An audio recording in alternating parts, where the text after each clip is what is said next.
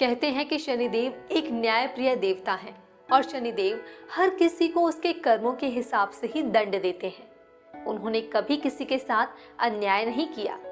शनिदेव की कुदृष्टि से भी आज तक कोई भी नहीं बच पाया है, यहाँ तक कि कोई देव भी नहीं।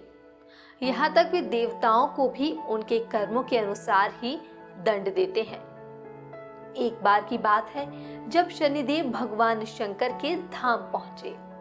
शनिदेव ने शिव जी को प्रणाम किया और क्षमा के साथ कहा कि मैं आपकी राशि में प्रवेश करने वाला हूँ। शनिदेव की बात सुनकर भगवान शंकर बोले कि आप कितने समय तक अपनी वक्र दृष्टि मुझ पर रखेंगे। शनिदेव बोले, हे प्रभु, कल 1.25 प्रहर के लिए आप पर मेरी वक्र दृष्टि रहेगी। शनिदेव की बात सुनकर भगवान शंकर चिंतित हो गए और शनिदेव की वक्र दृष्टि से बचने के लिए उपाय सोचने लगे। शनिदेव की दृष्टि से बचने के लिए अगले दिन भगवान शंकर पृथ्वी पर आए। उन्होंने वक्र दृष्टि से बचने के लिए एक हाथी का रूप धारण कर लिया, जिसके बाद भगवान शंकर को हाथी के रूप में 1.25 प्रहर तक का समय व्यतीत करना पड़ा।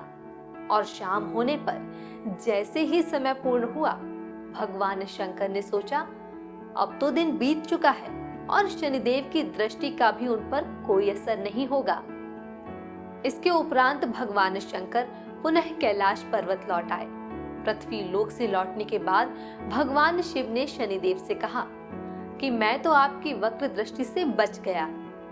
भगवान शिव की बात सुनकर शनिदेव मुस्कुराए और कहा कि मेरी दृष्टि से तो न देव बच सकते हैं और न ही दानव, यहाँ तक कि आप भी मेरी दृष्टि से बच नहीं पाए।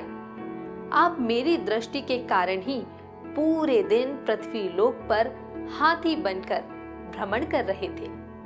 शनिदेव की ये बात सुनकर महादेव खुश हुए और आश्चर्यचकित रह गए। इस पर शनिदेव ने कहा, मेरी ही दृष्टि के कारण आपको 1.25 प्रहर के लिए देव योनि को छोड़कर पशु योनि में जाना पड़ा। इस प्रकार मेरी वक्र दृष्टि आप पर पड़ गई और आप इसके पात्र भी बन गए। शनिदेव की ये बात सुनने के बाद शिव जी को शनिदेव और प्यारे लगने लगे।